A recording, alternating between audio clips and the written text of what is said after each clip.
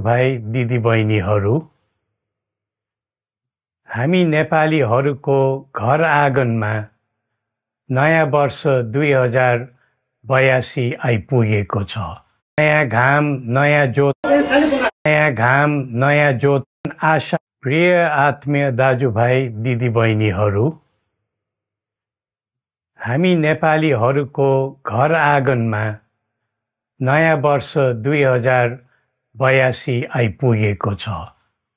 नयाँ घाम नयाँ ज्योति नयाँ उत्साह लिएर आएको नयाँ वर्षको उपलक्ष्यमा देश तथा विदेशमा रहे बसेका सम्पूर्ण नेपालीहरूको सुख र शान्तिको मङ्गलमय शुभकामना। हरेक नयाँ वर्ष नूतन आशा र विश्वास बोकेर आउने, तर वर्षको बिदाईमा एउटा घनघोर निराशाका बीच हुने गरेको धेरै साल भयो। समाजका विभिन्न दल, वर्ग र जन समुदायले आफ्नो धारणा, आस्था तथा अभिव्यक्ति राख्न पाउनु प्रजातन्त्रको सुन्दर विशेषता हो। तर त्यस्तो धारणा र मान्यता प्रस्तुत गर्दा सबैले संयम अपनाउनु पर्दछ। केही दिन अघि जनप्रदर्शनमा जुन प्रकारको हिंसा, आगजनी, तोडफोड भयो, त्यसबाट जस प्रकारको मानवीय एवं भौतिक क्षति भयो, त्यो सुन्दा हामीलाई अत्यन्तै दुःख लाग्यो। नागरिक स्वतन्त्रता भन्दा ठुलो तन्त्र वा वाद हुँदैन। वास्तविक प्रजातन्त्र त्यहाँ हुन्छ जहाँ राम्रो, नराम्रो, जनगुनासो वा गुणगान सुन्ने परम्परा र संस्कार हुन्छ। नेपाली जनतामा देश र भविष्यलाई लिएर जुन खालको जागरुकता पैदा भएको छ, त्यसलाई हामीले सकारात्मक रूपमा लिएका छौँ। वास्तवमा नेपाली जनतामा रहेको देशभक्तिपूर्ण भावना विश्वमै अनुकरणीय र अनुसरणीय छ।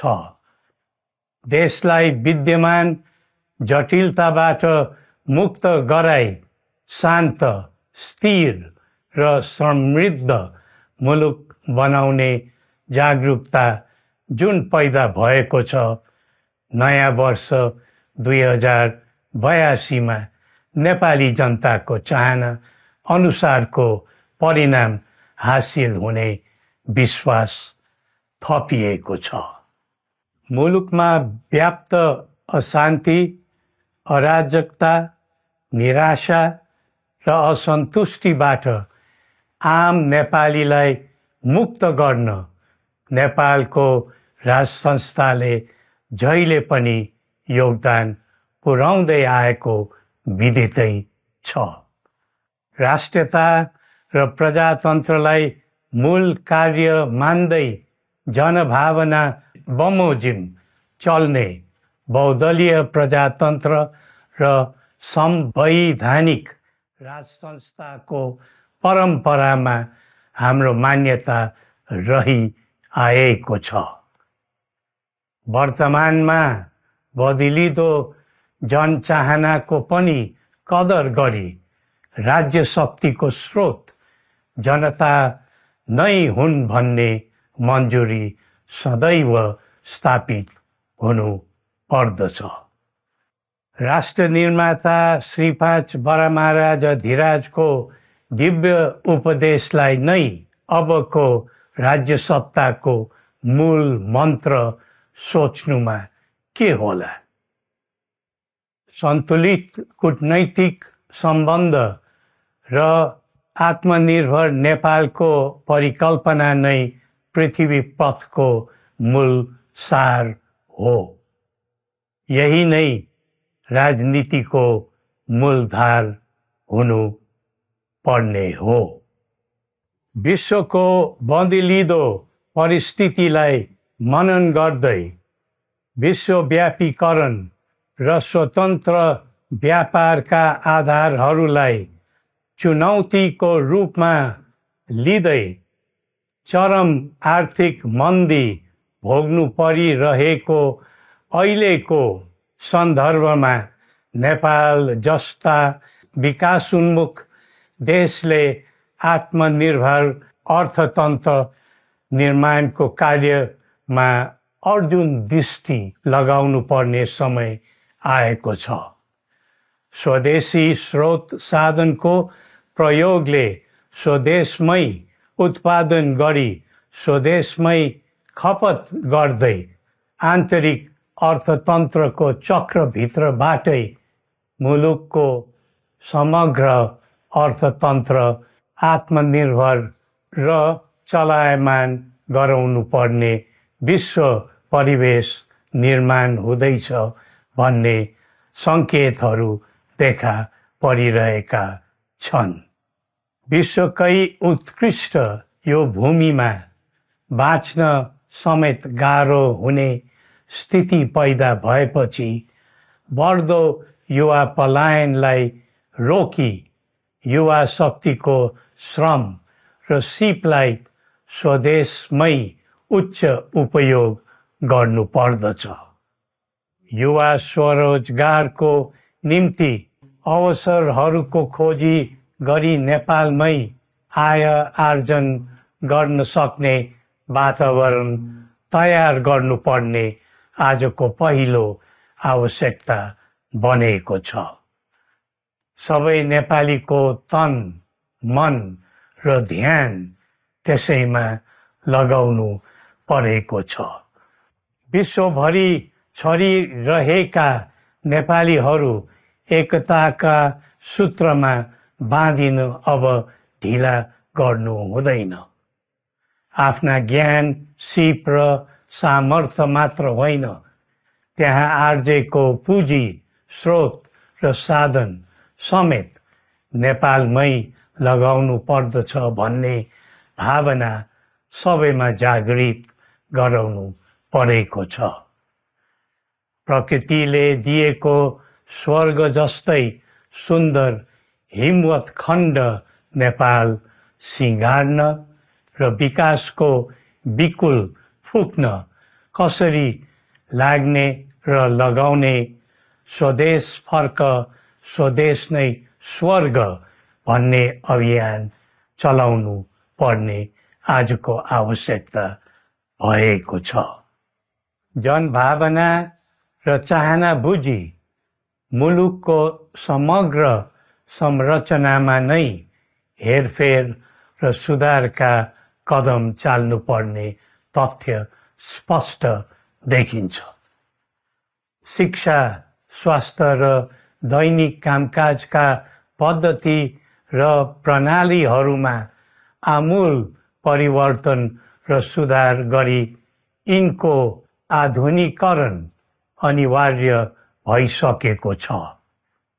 युग प्रविधिको हो, सावधानीपूर्वक उपयोग गर्नु सकेमा राष्ट्रको योगदानमा ठुलो टेवा पुग्न सक्नेछ। सुशासन र भ्रष्टाचार मुक्त प्रशासन मूल नारा हुनु पर्दछ। हामी अस्थिरता, अशान्ति, अराजकता, विपन्नता र भ्रष्टाचारको अन्त्य चाहन्छौँ।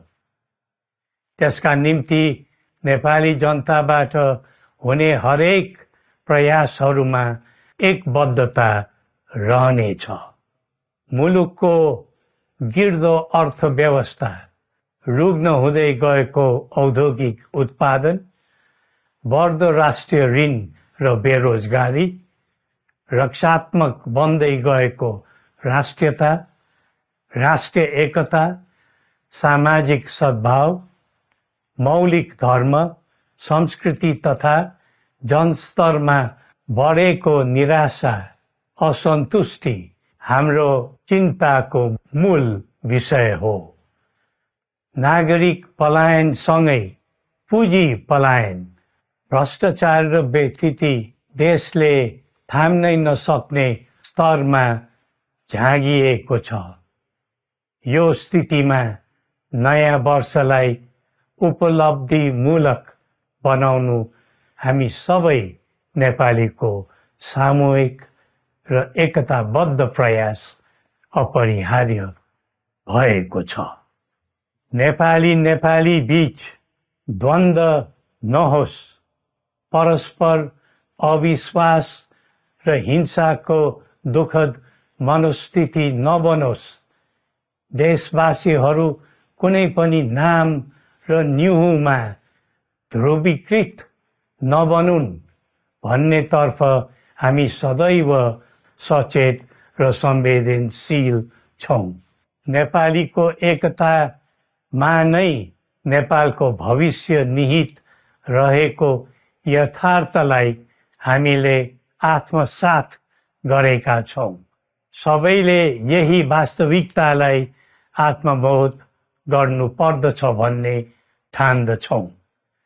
हाम्रा आह्वान हामी कसैको निजी स्वार्थपूर्तिका निमित्त होइन, कुनै खालको सैद्धान्तिकवाद वा विचारको होइन, समग्र राष्ट्रको स्वाधीनता, समग्र जनताको सम्प्रभुता तथा नेपाल र नेपालीको सुखमय प्रतिष्ठाको निम्ति हो।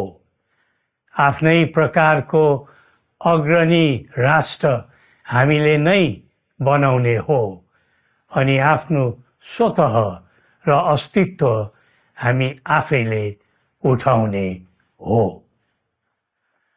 संसार धेरै अघि बढिसक्यो, तर हामी यो वा त्यो वादको चक्रव्यूहमा फँसेका छौँ।